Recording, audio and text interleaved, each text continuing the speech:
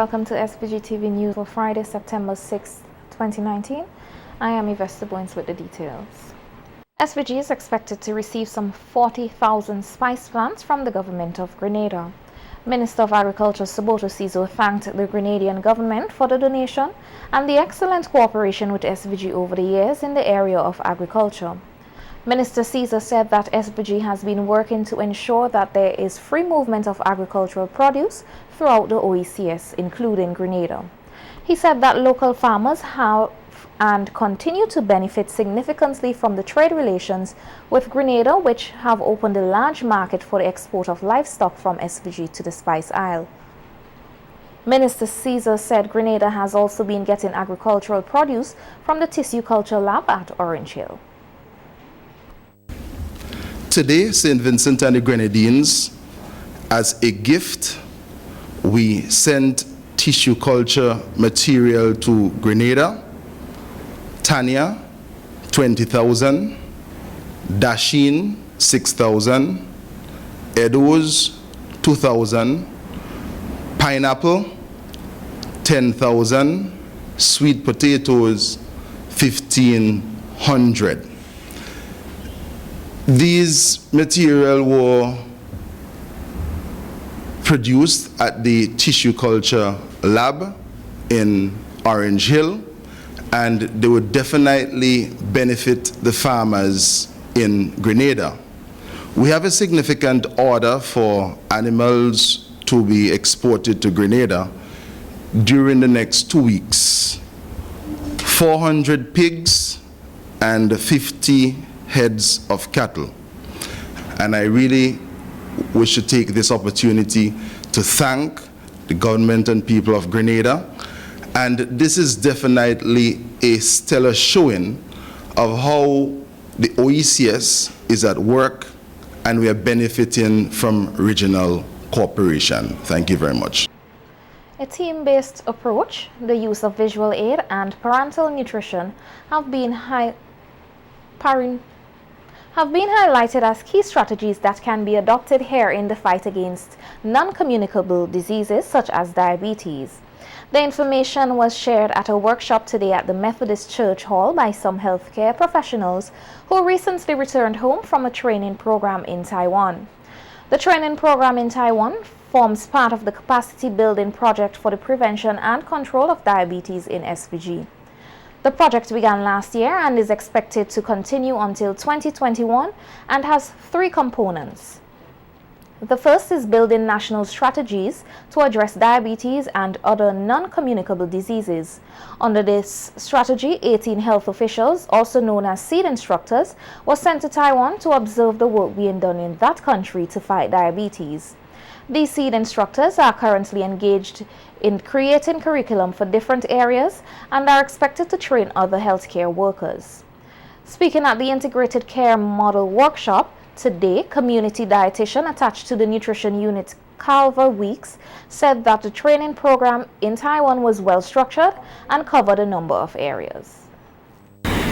We were exposed as dietitians to a comprehensive, well-structured 4-week program in the 3 areas of nutrition and dietetics, namely clinical nutrition, food service management, and community nutrition. In terms of clinical nutrition, we are allowed to shadow the dietitians, not only in terms of diabetic patients, but also in terms of oncology and hemodialysis patients. We were also given an opportunity to experience and to gain an in-depth knowledge into TPN, which is total parenteral nutrition, which is something that we don't have yet in St. Vincent and the Grenadines, but we hope to introduce in the future. In terms of food service management, we had the opportunity to observe the preparation and service of therapeutic diets. As it relates to community nutrition, we participated in outreach programs, one of which was for the national holiday, which was the Dragon Boat Festival, where we observed a live cooking demo, which was conducted by the dietitians at the Mackay Memorial Hospital. Another of the trained instructors, staff nurse Nashon Edwards, said she was thankful for the training and spoke more about the use of a team-based approach in the fight against diabetes. A lot of the information was a refresher. We learned some new, learned a lot of information. The information was rich for the short space of time, and I've already tried to implement what I've learned over there as I got back with my clients. Particularly two areas that I really must speak about was the team-based approach, as Doctor was speaking about. The clients, when the clients go to the health facilities, they see the doctor, they see the diabetic nurse, they see the dietitian, they get their labs pulled and everything, and I think that is something that we can be implement here in SVG and Grenadines. I like the fact that the clients, when they go to the health facilities, there are a lot of visual aids, so they can see, so they can apply it to their daily lives. And thank you. Consultant from the McMay Memorial Hospital in Taiwan, Dr. Xu, said he is delighted to play a role in boosting patient care outcomes by providing training to the local health professionals. He said he welcomes the collaboration between SVG and Taiwan, adding that the project so far has yielded good results to combat diabetes. All these things based on our cooperation. So I believe together we will be stronger. Do you agree? Yeah. So together we will be stronger. This kind of team-based care model, this is very popular in different countries and already be proved is effective. It can help the patients live longer, live healthier. It can decrease the government burden, because once we have a more complication from diabetes patient, we need to pay more. The family will become very stressful. So by doing this, we need to work together for the patient. To achieve this goal, all the healthcare workers, we can together be stronger.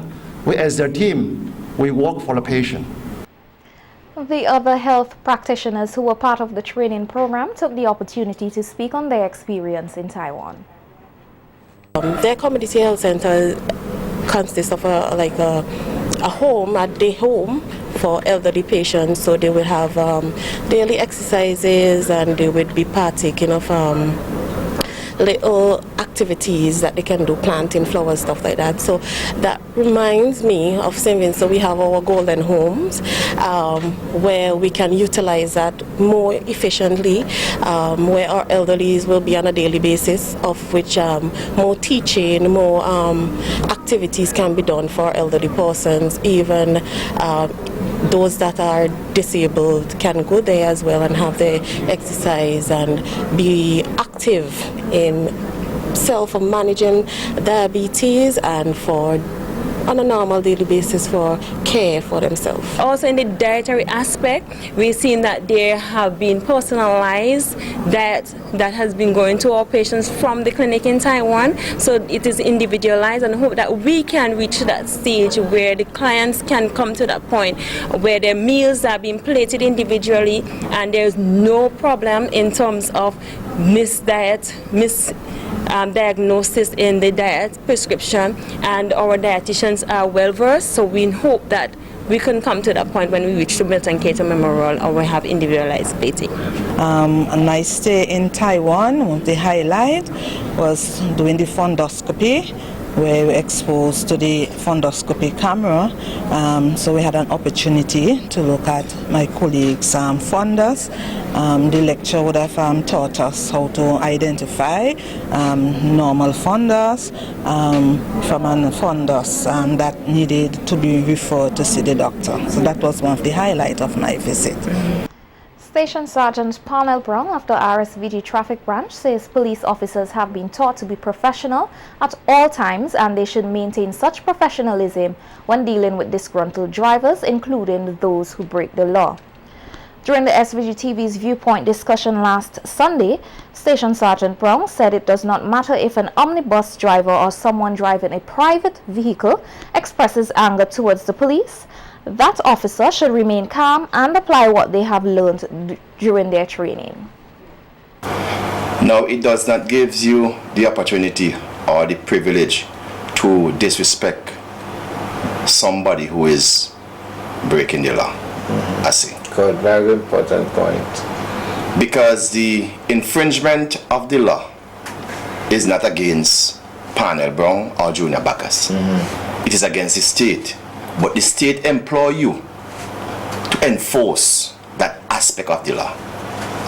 So while the omnibus owner, driver, or the person driving the private vehicle might infringe on the law, because of what we taught our persons to be or police to be professional, the offense did not commit against you. It's against the state.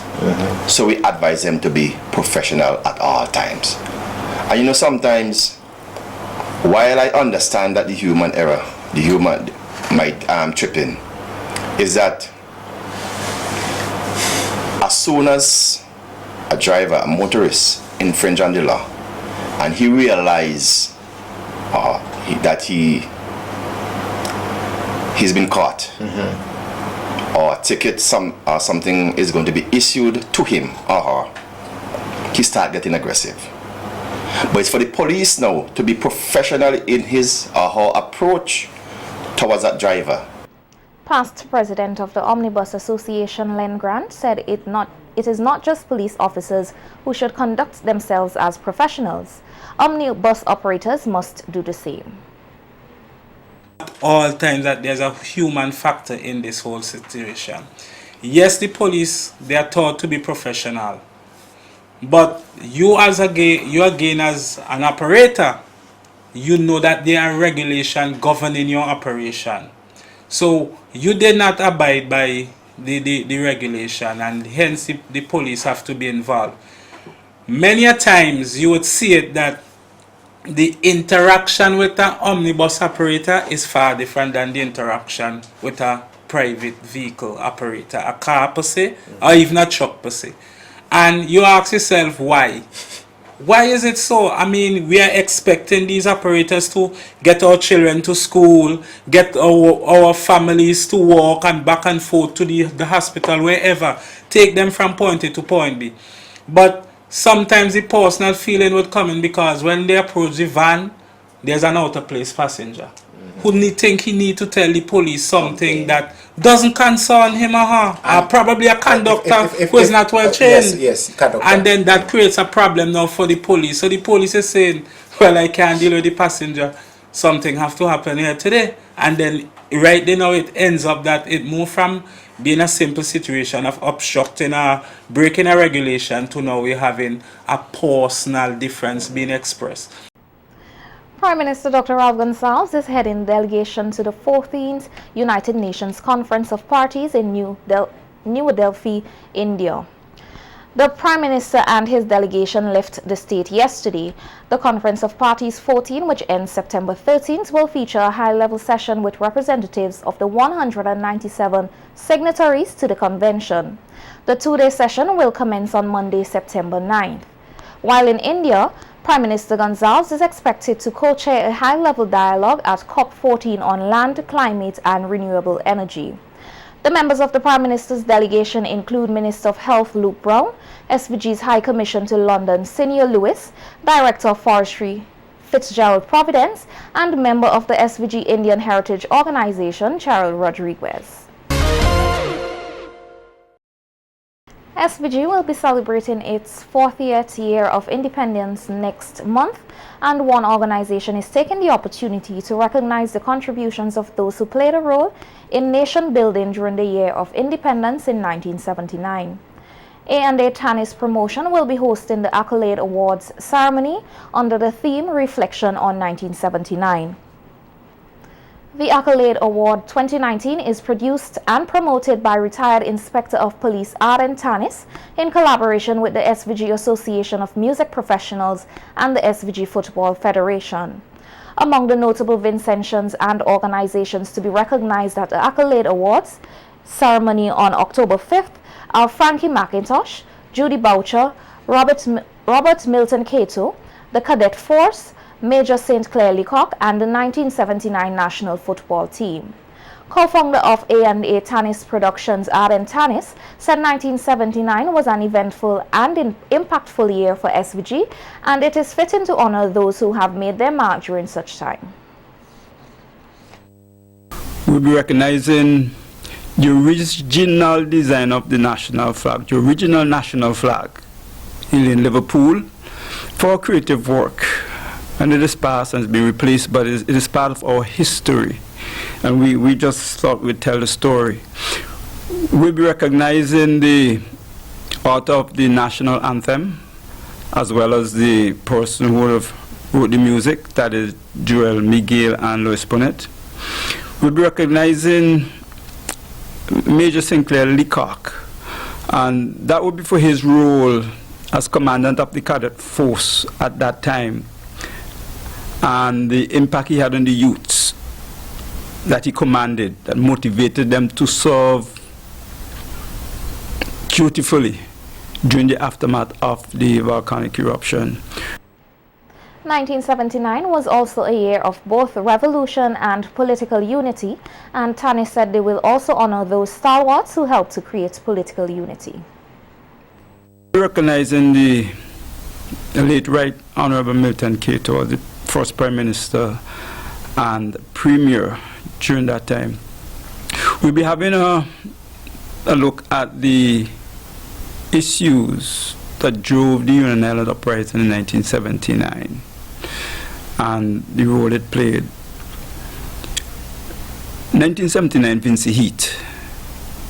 That football team brought some cohesion to the community at the time when they competed in the Caribbean Football Cup and came in second. And we thought that their role in 1979 was that of a motivator of a nation that really helped us pull through that particular year. And then there was election in that year as well. And a number of things was happening around the Caribbean at that time, and of course we realized that St. Vincent was not to be excluded. And therefore we want to bring these things to light. So this year's program is really about the reflection on 1979, historical journey. That is what the projection will be this year. Accolade is known for honoring stalwarts in the arts and music, and Tanis said those artists who made contributions to SVG during 1979 will also be celebrated. All right, this event is scheduled for the 5th of October. It will begin at 7:30 p.m. at the Russell Auditorium in Kingston. Just to note, we'll be having there with us and recognizing as well the mighty caveat of Barbados, the Honorable Doctor, and he did a song that reflects some of what was happening in St. Vincent in terms of the revolution in Union Island. But the program would be interspread with poetry, drama, singing and music, as well as the historical reflection on the events that occurred during 1979. The second annual Women's Empowerment Conference will be hosted here next month by the SVG International Organization. The conference will take place on October 28th and 29th at the Methodist Church Hall in Kingston from 9 a.m. to 3 p.m. daily. Event coordinator Pearl Williams says the conference platform will focus on the social and economic empowerment of women whilst actively initiating programs to ensure their sustainable development, featuring 6 dynamic female speakers. Williams said the hosting of the second annual conference is a continuity awards towards mentoring, developing and exposing women to take initiatives, set goals and break barriers.